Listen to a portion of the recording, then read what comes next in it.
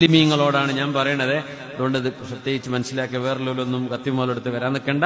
ഞാൻ എന്റെ സമൂഹത്തോടാ പറയണത്. നമുക്കൊരു ഡിസിപ്ലിൻ വേണം. മുസ്ലിമീങ്ങൾക്ക് ഡിസിപ്ലിൻ വേണം.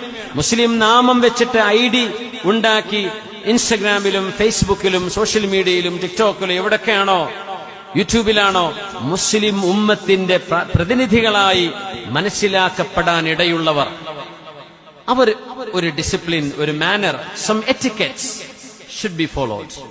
നിർബന്ധമാണ് ഈ ഉമ്മത്തിന് വിചാരിച്ച്. നമ്മളൊരു സംസ്കാരത്തിന്റെ ആളുകളാണ്. നമ്മൾ തോന്നിയത് പെൺകുട്ടികൾ നല്ല ഹിജാബ് കിട്ടുന്നുണ്ടാവും, തല മറച്ചിട്ടുണ്ട്, ഒരു യൂട്യൂബറാണ്, എന്നിട്ട് ബോഡി മൊത്തം എക്സ്പോസ്ഡ് ആണ്, വാക്കുകൾ അസഭ്യമായത് പറയാ, വ്യഭിചാരത്തെ സൂചിപ്പിക്കുന്ന ടാബൂസ്.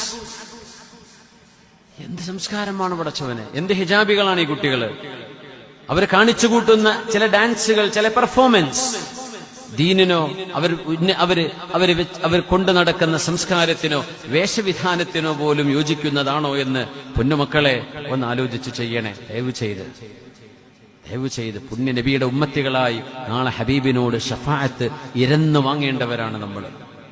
ഹബീബിന്റെ അരികത്ത് ചെന്ന് പുണ്യ നബിയെ ഇശ്ഫഇല്ലാഹ ലനാ, ഞങ്ങൾക്ക് വേണ്ടി അല്ലാഹുവിനോട് മാപ്പിനെ ചോദിക്കണേ എന്ന് ഹബീബിനോട് ഷഫാഅത്ത് ചോദിക്കേണ്ട ആളുകളായിരിക്കും നമ്മൾ. നമ്മൾ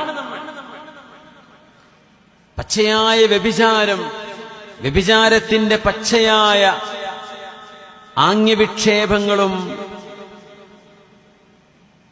വ്യഭിചാരത്തിലേക്ക് മനുഷ്യനെ ക്ഷണിക്കുന്ന വിധമുള്ള ബോഡി ലാംഗ്വേജുകളും അങ്ങനെ വെച്ചിട്ട് വീഡിയോ എടുത്ത് വിടുന്ന പെണ്ണുങ്ങൾ, ആണുങ്ങൾ, അതിനൊന്നൊരു കുഴപ്പമില്ല. അതിനൊക്കെ കൈകൊട്ടി സ്വീകരിക്കാനും ലൈക്കടിക്കാനും കുറേ ആൾക്കാരിയ്ക്കുകയാണ്. നമ്മള് പൊതുസമൂഹത്തോടല്ലോ ഞാൻ പറയുന്നത്, ഞാൻ മുസ്ലിമീങ്ങളോടാ പറയുന്നത്. നമുക്കിത് പറ്റില്ല. നമുക്കിവിടെ ചില നിയന്ത്രണങ്ങൾ വേണം. എല്ലാം വിളിച്ചു പറയാൻ പറ്റില്ല. നിങ്ങളൊരു മുസ്ലിം പേര് നിങ്ങളിലുണ്ടോ? ഒരു സംസ്കാരം പുണ്യനിബിതങ്ങൾ പഠിപ്പിച്ചു തന്നത് ചേർത്ത് വെക്കേണ്ടതുണ്ട് കൂടെ. അങ്ങനെ ആളുകൾക്ക്, നാട്ടുകാർക്ക് മുഴുവനും തോന്നിവാസം വെച്ച് മറുപടി പറയാൻ നിന്നാൽ നമ്മുടെ അമലുകൾ വല്ലതും ബാക്കിയുണ്ടാവോ?